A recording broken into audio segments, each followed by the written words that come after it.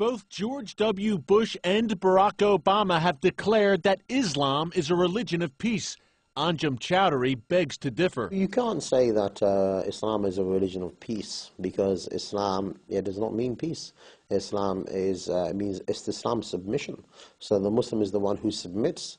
You know, there's a place for violence in Islam. There's a place for jihad in Islam. Choudary is the leader of Islam for UK, a group recently banned in Britain under the country's counter-terrorism laws.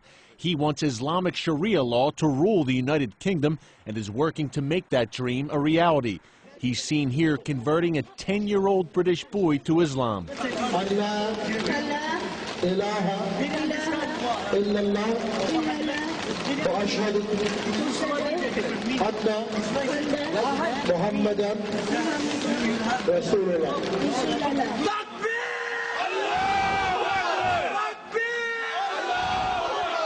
Islamic radicals in the United States are usually pretty savvy. They wear suits and ties. They speak, at least publicly, in moderate tones. But here in London, it's often a different story. Anjem Choudary has praised the 9/11 hijackers and called for the execution of Pope Benedict. Choudary told CBN News his group is a nonviolent political and ideological movement that resides in the UK under a covenant of security. Yet he openly praises violent jihad. The Quran is full of, jihad is the most talked about duty in the Quran after Tawheed, belief. Nothing else is mentioned more than the topic of fighting. Several former members of Chowdary's group have been arrested on terrorism charges. A very significant number of former al-Muhajirun people were involved in terrorist plots against this country. A number of people have actually gone to Afghanistan, joined the Taliban, and died fighting for the Taliban. Choudary refuses to condemn acts of terror, including 9/11 and the July 7, 2005 London bombings, which killed 52 people. What were your thoughts on the 7/7 bombings? Did you condemn them? Did you support them? For the people who carried it out, it was legitimate. If you look at the will of Muhammad Siddiq Khan and Shijat Tanvir, they will justify it, and they will bring many verses from the Quran and many statements to say that that's the Islamic argument. And it's a difficult Islamic argument to refute, and there are many scholars who support that argument as well. Choudary says his group is merely following core Islamic teachings. He says Islam is much more than a religion. This particular belief is more than just a religion. It's not just a spiritual belief.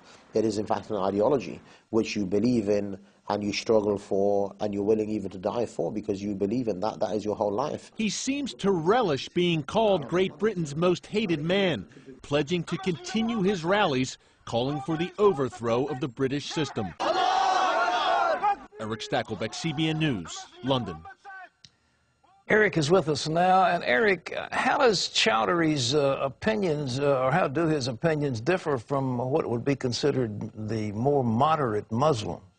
Well, Pat, one word: honesty. Anjem Choudary tells you exactly what he thinks, exactly what he feels. He wants Islamic Sharia law. He supports jihad, and he doesn't like Christians and Jews. And he'll tell you that to your face, Pat. It's a lot different than here in the U.S. You know, I've interviewed so many Muslim leaders, supposedly moderate Muslim leaders here in the U.S., who tell me one thing on camera, but behind the scenes, when they're talking to fellow Muslims, they say quite another thing. It's the old Yasser Arafat rule, Pat. Say one thing to a Western audience, another thing to a Muslim audience. I think our viewers should consider this interview with Anjem Choudary an education. He is telling you exactly what they really believe, and we need to prepare for it. How do you think George Bush and our current president got so snookered? Maybe our president isn't snookered. Maybe he's a crypto-Muslim. I don't know. What do you think? You know, Pat, it's tough to say. I think honestly, there's just an ignorance about Islam. If you look back to the Cold War, you look back to the 1980s, Ronald Reagan was a guy who devoured everything he could get his hands on about communism, Marxism, Stalinism, the Soviet Union. He knew the enemy. I think our political leaders today, Pat, on both sides of the aisle are completely ignorant about Islam. We had a Democratic leader just 3 years ago who didn't know the difference between Shia and Sunni. And this was a guy sitting on an Intel committee, Pat. So there's ignorance across the board. And the reality here, Pat, let's face it, it's difficult to accept. It's not a pleasant reality that Islam it has a violent streak. It's much easier to sugarcoat it and say, hey, Islam is a religion of peace. We can reason with these people. No. I sat down with Anjem Choudary for over an hour there in London, Pat, and I'll tell you, you can't reason with him. He's not going to budge from this belief, and that belief is jihad. What do you think about political correctness? Have the American people been so seduced by political correctness that they refuse it? We won't even mention Islam now in official proclamations. Political correctness, Pat, could end up being the death of us. I think political correctness right now is killing Europe.